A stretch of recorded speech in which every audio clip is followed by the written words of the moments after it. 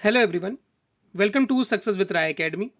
6 March 2021 के दैनिक जागरण के राष्ट्रीय संस्करण को आज के इस वीडियो में हम डिस्कस करेंगे। तो चलिए वीडियो को शुरू करते हैं। सबसे पहले नेशनल न्यूज़ में है कि सिर्फ नियम नहीं कानून बनाओ। जिस तरीके से इंटरनेट मीडिया और ओवर द टॉप मामले में सुप्रीम कोर्ट ने सरकार को हिदायत दी है, उसी पर है ये न्यूज़।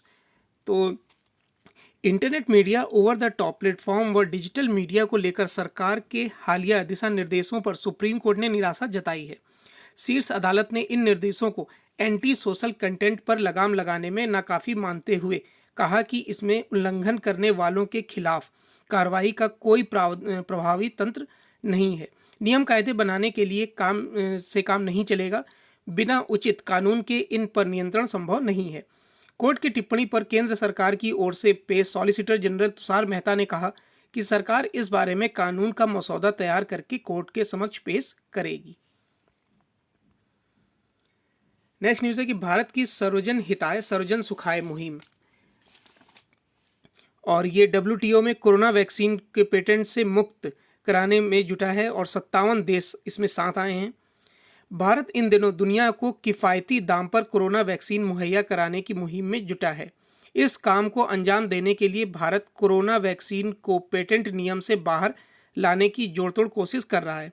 इस प्रयास के तहत भारत ने हाल ही में विश्व व्यापार संगठन यानी WTO से कोरोना वैक्सीन को trade related aspects of intellectual property यानी कि ट्रिप्स यानी व्यापार संबंधी बौद्धिक संपदा अधिकार से बाहर रखने की गुजारिश की है, ताकि छोटे एवं सबसे कम विकसित देशों को आसानी से कम दाम पर वैक्सीन मिल सके। इस कोशिश में दुनिया के 57 देश भारत का साथ दे रहे हैं और इसमें से 35 देश सबसे कम विकसित देश हैं। हालांकि अमेरिका और यूरोप के कई विकसित देश भारत के प्रस्ताव के पक्ष में नहीं हैं। शुक्रवार को इटली के ऑक्सफोर्ड एस्ट्राजेनेका की वैक्सीन की 2.5 लाख डोज के ऑस्ट्रेलिया निर्यात पर रोक लगा दी गई। यूरोपीय संघ ने भी इटली के इस कदम का समर्थन किया है। विशेषज्ञों के मुताबिक वैक्सीन को लेकर विकसित देशों के इस रवैये को देखते हुए इसे ट्रिप्स से बाहर लाना अत्यधिक आवश्यक हो गया है।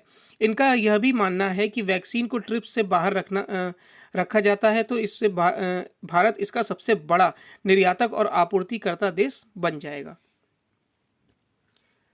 अब है इंटरनेशनल न्यूज़, जिसमें कि पहली न्यूज़ है कि चीन ने जो अपने रक्षा बजट में भारी बढ़ोतरी करी है।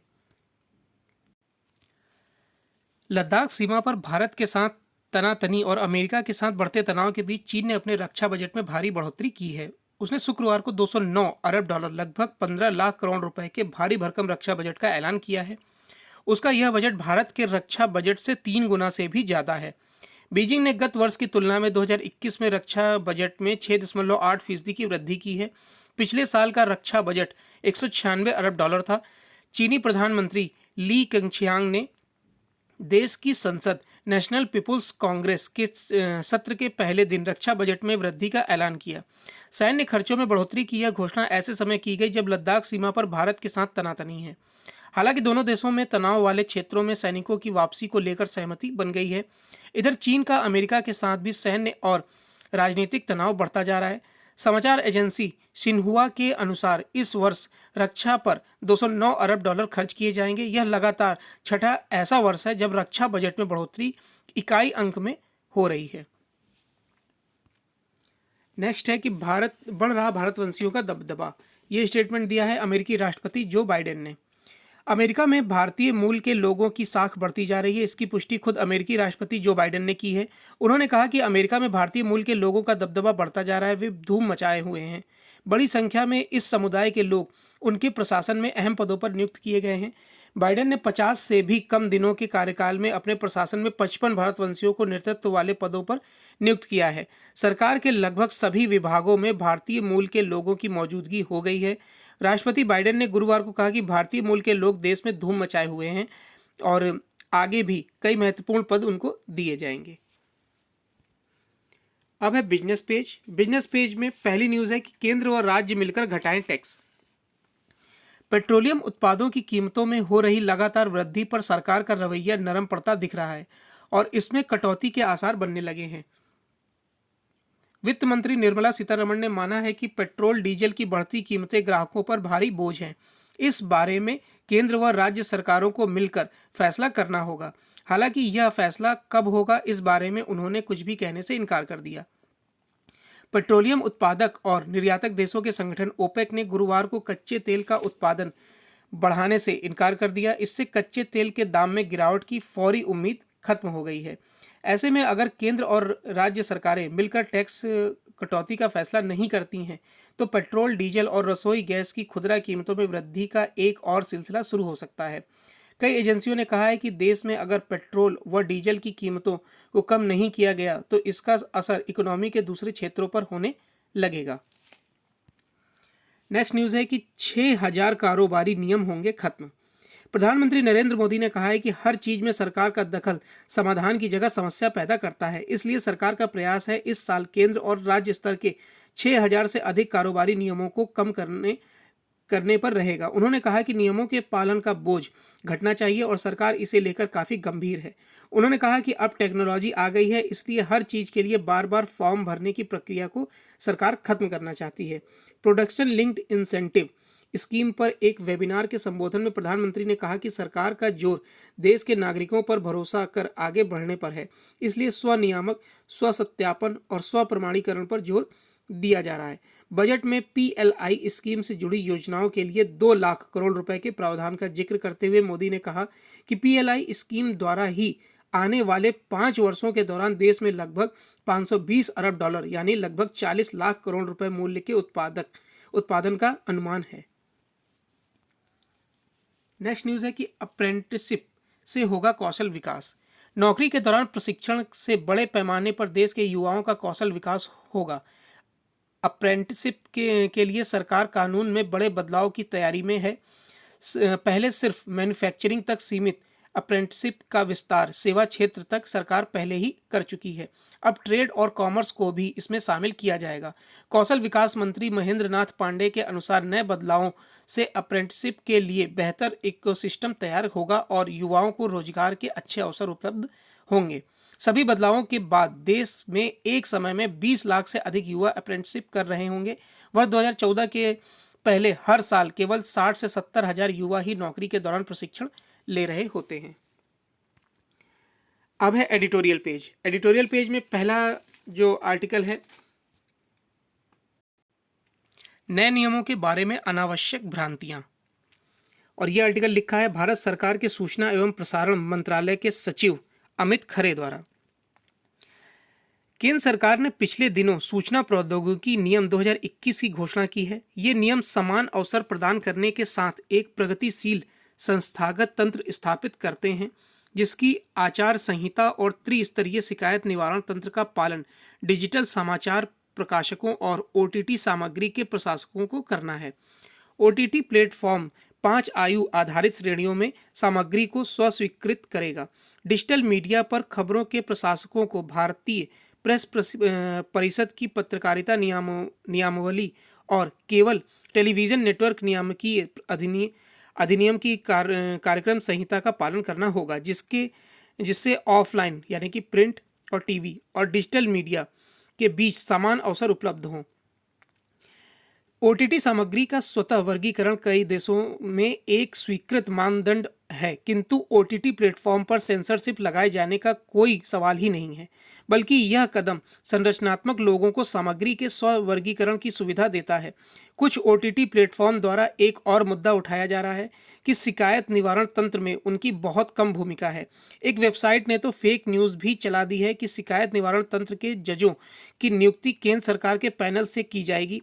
यह पूर्णतः असत्य है।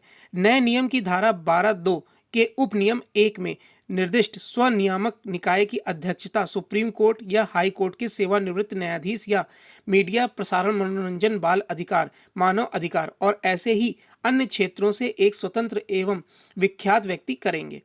डिजिटल समाचार पोर्टल के लिए भी पत्रकारिता संहिता का पालन करना जरूरी होगा, जो भारतीय प्रेस परिषद के समान है। उन्हें प्रेस काउंसिल एक्ट 1995 और केबल टेलीविजन नेटवर्क रूल्स 1994 के जर्नलिस्ट कोड के मानदंडों का पालन करना होगा।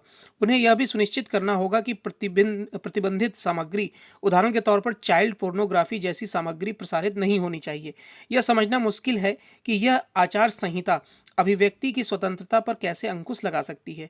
सरकार से सवाल करने के बजाय सभी डिजिटल न्यूज़ प्लेटफॉर्म को आत्मनिरीक्षण करना चाहिए और यह बताना चाहिए कि उन्होंने इतने लंबे समय तक अपना कोड विकसित करने में कोई पहल क्यों नहीं की। जो लोग डिजिटल मीडिया के संबंध में लाए गए नियमों के खिलाफ अनावश्यक भ्रम फैला रहे हैं, उनसे गुजारिश है कि पहले तथ्यों को जान लें। अंधेरे में तीर चलाने से कुछ नहीं होना। अपने मन में दरवाजे खोलकर उसमें कुछ प्रकाश आने दें। सही चीजें अपने आप दिखने लगेंगी। नेक्स्ट आर्टिकल है नागरिकता के इंतजार में बंगाल के मतुआ, और ये इस आर्टिकल के जो लेखक हैं वो हैं महात्मा गांधी अंतर्राष्ट्रीय हिंदी विश्वविद्यालय में प्रोफेसर कृष्णा शंकर चौबे। पश्चिम बंगाल विधानसभा चुनाव की घोषणा के साथ मतुआ समुदाय एक बार फिर चर्चा में आ गया है। इस चर्चा ने तब से और जोर पकड़ लिया है जब से यह सूचना आई है कि प्रधानमंत्री अपनी बांग्लादेश यात्रा के दौरान मतुआ समुदाय के गुरु हरिचंद ठाकुर की जन्मस्थली जा सकते हैं। उन्होंने ही मतुआ धर्म महासंघ की स्थापना की थी। यह महासंघ बंगाल में दलितों का सबसे बड़ा आंदोलन है। बंगाल में इस संघ के समुदायों की संख्या करीब 2.25 करोड़ है और उनका 70 से अधिक विधानसभाओं में असर है। बंगाल के बाहर भारत के विभिन्न राज्यों में फैले बांग्लादेशी शरणार्थी भी इस संघ के समर्थक हैं। मतुआ आंदोलन पूर्वी बंगाल से पश्चिम बंगाल आया। हरिचंद ठाकुर ने 19वीं सदी के मध्य में पूर्वी बंगाल के गोपालगंज में मतुआ धर्म महासंघ की स्थापना की। देश विभाजन के बाद पूर्वी बंगाल में हिंदुओं पर अत्याचार बढ़ने लगा तो मतुआ धर्म संघ के अनुयायी बांग्लादेश में भागकर पश्चिम बंगाल समेत भारत के विभिन्न राज्यों में आने लगे। मतुआ धर्म महासंघ समाज के दबे कुचले तबके के उत्थान के लिए काम करता है। 2011 की जनगणना के अनुसार पश्चिम बंगाल में कुल आबादी के 23.5% दलित और 5.8% आदिवासी हैं। बंगाल के दलित एवं आदिवासी मतुआ धर्म महासंघ के स्वाभाविक समर्थक माने जाते हैं। उत्तर 24 परगना जिले में बनगांव स्थित मतुआ धर्म महासंघ के मुख्यालय में मतुआ माता वीणापणी देवी के साथ गत वर्ष प्रधानमंत्री नरेंद्र मोदी ने बैठक की थी।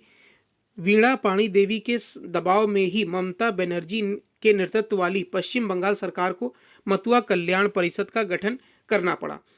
वीणापाणी देवी का गत वर्ष निधन हो गया। वह उनके पुत्र और पौत्र मतुआ आंदोलन को आगे बढ़ा रहे हैं।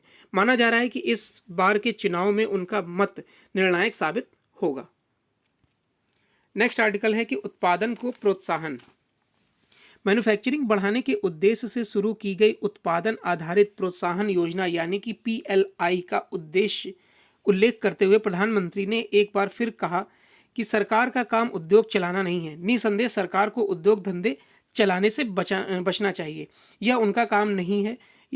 उनका काम तो समुचित नियम कानून बनाना और यह देखना कि उनका सही तरीके से पालन हो रहा है या नहीं। सब कुछ सरकार करे और यहाँ तक कि उद्योग धंधे भी वही चलाए। आज के युग में इस समाजवादी सोच के लिए कोई स्थान नहीं रह गया है। क्योंकि इधर प्रधानमंत्री बार बार यह कह रहे हैं कि सरकार को कारोबार से हाथ खींचना होगा, इसलिए वैसे माहौल की प्रतीक्षा की जा रही है जिसमें निजी क्षेत्र उद्योग व्यापार करने के लिए उत्साहित हो। यह माहौल बनाने में राज्य सरकारों को केवल आगे ही नहीं आना चाहिए बल्कि आर्थिक व्यापारिक मामलों में नारेबाजी वाली सस्ती राजनीति करने से भी बाज आना चाहिए। प्रधानमंत्री ने घरेलू स्तर पर मैन्युफैक्चरिंग को बढ़ावा देने के लिए किए जा रहे सुधारों को आगे बढ़ाने की जो बात कही वह उत्साहजनक तो है, लेकिन बात तब बनेगी जब भारतीय उद्योगों की उत्पादकता बढ़ाने के ठोस उपाय किए जाएंगे। आज यदि चीन, दक्षिण कोरिया आदि देश मैन्युफैक्चरिंग के मामले में कहीं आगे निकल गए हैं तो अपनी बेहतर उत्पादकता के